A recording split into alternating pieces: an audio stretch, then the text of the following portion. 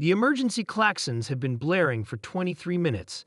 Captain Trell's antennae twitched nervously as he stared at the holographic display showing the approaching enemy fleet. The Alliance vessel Harmonious Accord carried the most advanced defensive systems in the galaxy, a crew of the finest officers from 17 species, and yet, against this unknown threat, they were completely outmatched. "Calculations complete, Captain," announced First Officer Mora, her scales shimmering with stress-induced bioluminescence. "Even at maximum warp, we cannot outrun them. Their weapon signatures are unlike anything in our database." Trell's compound eyes clicked as he processed this information. The Harmonious Accord was not just any ship, it was the diplomatic flagship of the Galactic Alliance, carrying ambassadors from 32 worlds. If they fell, the political consequences would be catastrophic. "Tactical options?" he asked, already knowing the answer. Weapons Officer Blix, a squat methane breather in an environmental suit, responded grimly. "Our shields will fail after approximately 12 minutes of sustained fire from vessels of that size. Offensive capabilities are insufficient." Silence fell across the bridge. The Alliance had enjoyed peace for so long that many considered warfare a barbaric relic of the past. Their weapons were ceremonial, their military tactics theoretical. No one present had ever faced actual combat. It was Ambassador Lorne who broke the silence. The elderly Phosian shuffled forward, his crystalline body catching the emergency lights. "There is one option," he said, his voice resonating like struck glass. "The cargo in Bay 7, Lorne continued. "The humans." Every officer on the bridge turned to stare. Humans were a curiosity in the galaxy. When the Alliance had discovered Earth 3 centuries ago, they had found only automated systems and a planet of ruins. The humans had apparently destroyed themselves in some ancient conflict, but not before launching 50 cryogenic arcs into deep space. Over the centuries, the Alliance had recovered 7 of these vessels. The frozen humans were studied, cataloged, and ultimately placed in diplomatic storage, living artifacts of the species that had eliminated itself through violence. "Absolutely not," Trell said firmly. "The humans are classified as Category 5 dangerous sentients. Their history is nothing but warfare and destruction, which is precisely why we need them now," Lorne countered. "I have studied their records extensively. Their capacity for violence was matched only by their ingenuity when faced with dire threats." First Officer Mora's bioluminescence pulsed with anxiety. The waking protocols would take at least 30 minutes. And even then, how do we know they would help us?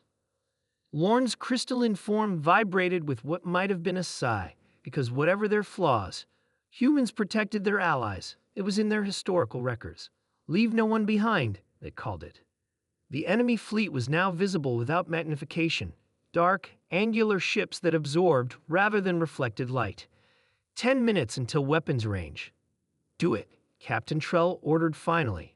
"Wake the humans."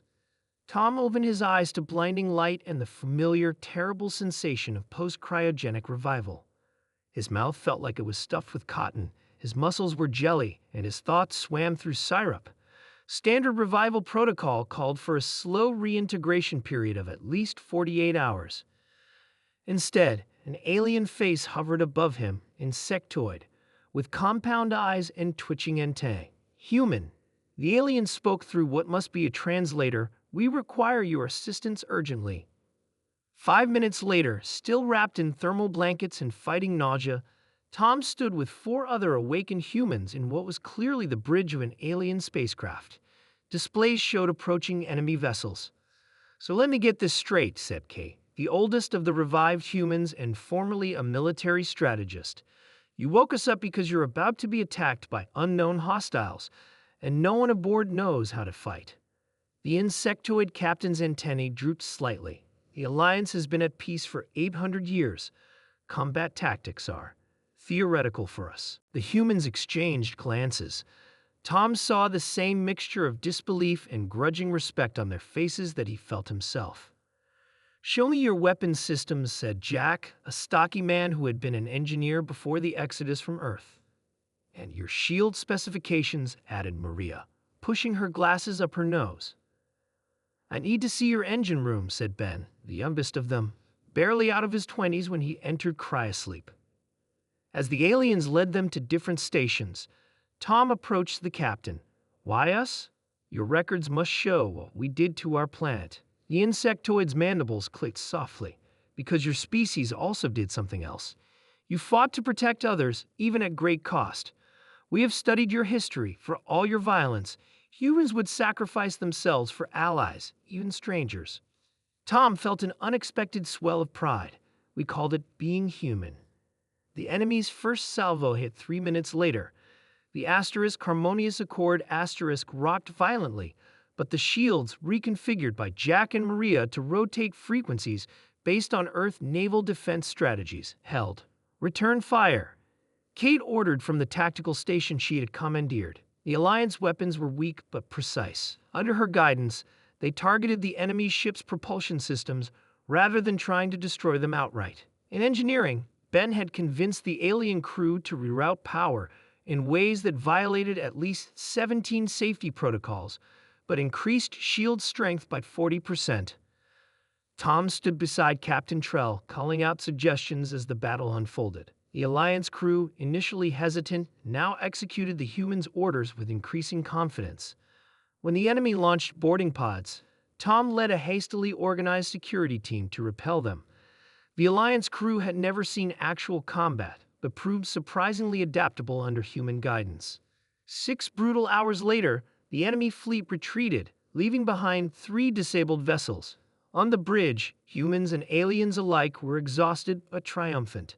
Captain Trell approached the 5 humans formally. "The Alliance owes you a debt that cannot be repaid," he said.